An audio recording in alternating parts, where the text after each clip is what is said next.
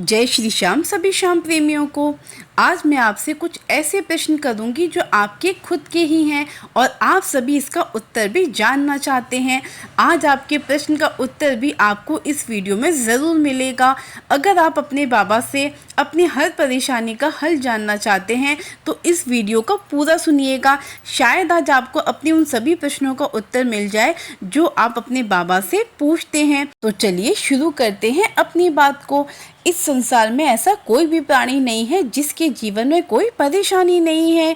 कोई अपने शरीर से परेशान है तो किसी के पास नौकरी नहीं है, किसी के पास पैसे नहीं है, किसी के पास संतान नहीं है। परेशानी हर किसी के जीवन में है और ये सारी परेशानी हम अपने श्याम बाबा से जाकर बोलते हैं, उनके सामने रोते हैं, उन्हें अपनी परेशानी बताते हैं। ऐसे बहुत से लोग हैं जिन्होंने अपनी परेशानी बाबा से बोली तो है और वो तुरंत सही भी हो गई, हम खुश हो जाते हैं। पर जिसकी परेशानी दूर नहीं हुई तो वो बोलते हैं कि बाबा सुनते नहीं हैं, हम कितना कष्ट झेल रहे हैं। ऐसा क्यों होता है कि आप बाबा को अपनी परेशानी बार बार बोल रहे हैं पर आपकी परेशानी दूर ही नहीं हो रही।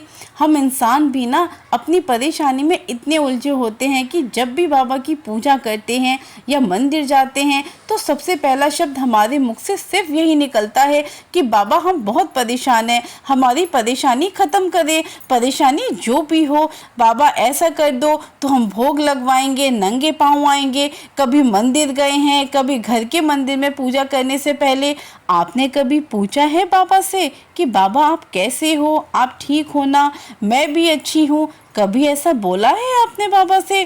कभी आपने बाबा से ऐसा कहा है कि आपका सबसे बड़ा आशीर्वाद मुझ पर ये है कि मैं आपसे मिलने आया हूँ, आपने मुझे इस काबिल समझा है कि मैं आपके दरबार में आई हूँ। कभी आपके मुख से ऐसी बातें निकली हैं कि मैं बाबा आपके दर्शन करने आई हूँ, ये सब आप ही की तो मेहरबानी है।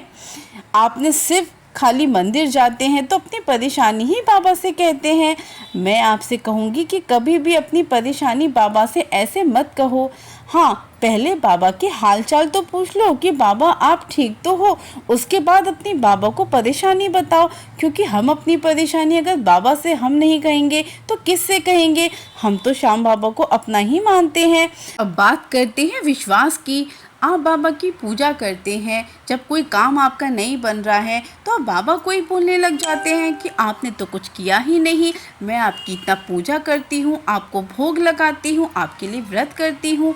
कभी सोचा है ये आपने? बाबा भी सोचते होंगे कि इसे तो मुझ पर विश्वास ही नहीं है। यही है हमारे अंदर की सबसे बड़ी कमी, विश्वास और भरोसा। भगवान पर भरोसा वहाँ तक रखो कि जब तक कि विश्वास है, हमारा विश्वास हमेशा दृढ़ होना चाहिए कि कुछ भी हो जाए बाबा मेरा साथ कभी नहीं छोड़ेंगे। चाहे कितनी भी मुसीबत हो, वो साथ है तो मुसीबत मेरा विश्वास नहीं तोड़ पाएगी। विश्वास से ही कहते हैं। विश्वास किसको कहा जाता है मैं आपको बताती हूँ। विश्वास कहते हैं जो मरीज को होता है डॉक्टर पर। उसे पता है जब डॉक्टर मेरा इलाज करेंगे तो मैं जल्दी ही ठीक हो जाऊंगा। और विश्वास का सबसे बड़ा उदाहरण है सुदामा जी। उन्हें कान्हा जी पर इतना विश्वास था कि उनके घर में खाना नहीं था, भूखे रहते थे, पर विश्वास था कान्हा पर कि एक दिन सब कुछ ठीक हो जाएगा। विश्वास था शबरी को अपने राम पर कि एक दिन राम जरूर आएंगे, इसीलिए तो हर दिन विश्वास का दिया जलाती थी राम के लिए।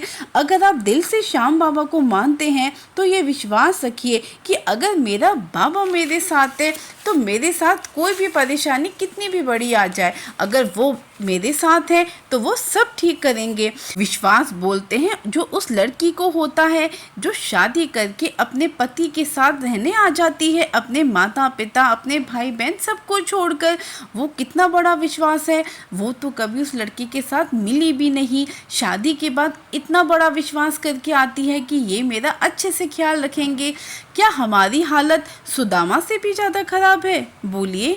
उनके पास तो तन ढकने के लिए भी कुछ नहीं था, बस उनके पास था तो विश्वास अपने भगवान के लिए। जिस तरह से एक भक्त अपने भगवान के बिना अधूरा है, उसी तरह से भगवान भी अपने भक्त के बिना अधूरे हैं।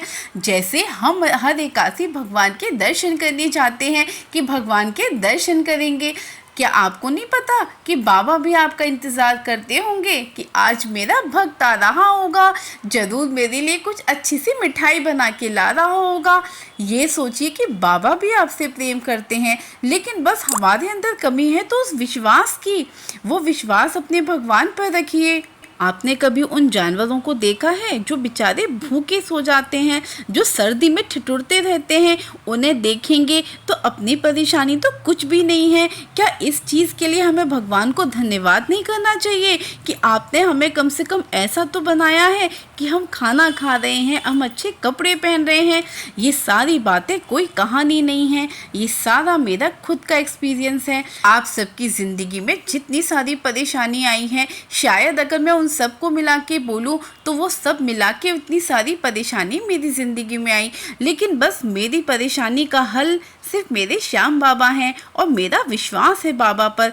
बस बाबा, उनका साथ ही मेरी हिम्मत है। मेरे बाबा पर मुझे इतना विश्वास है कि मुझे पता है अगर कोई परेशानी आएगी भी तो मेरे बाबा अगर मेरे साथ हैं वो कैसे चली जाएगी मुझे खुद भी नहीं पता चलेगा।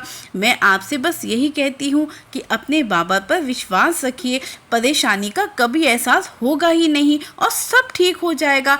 समय के साथ श्याम बाबा सब ठीक कर देंगे, लेकिन इसके लिए आपको अपने बाबा पर विश्वास रखना होगा। बस आप अपने कर्म करते रहिए और फल की चिंता मत करिए। अगर आपका विश्वास सच्चा है, आपका कर्म सही है, तो बाबा उसको आपका अच्छा ही फल मिलेंगे। कहते हैं जब सब्र अच्छा हो ना, जितना लंबा सब्र होगा फल भी आपको उसका उतना अच्छा ही मीठा होगा। बस अपनी नीयत साफ रखिए और अपना विश्वास अपने बाबा पर रखिए। आशा करती हूँ कि आपको ये वीडियो पसंद आया होगा और आपको बहुत सारे लोगों को अपने प्रश्नों के उत्तर भी मिल गए होंगे। तो बस श्याम बाबा पर अपना विश्वास रखिएगा। जय श्री श्याम, हारे के सहारे की जय।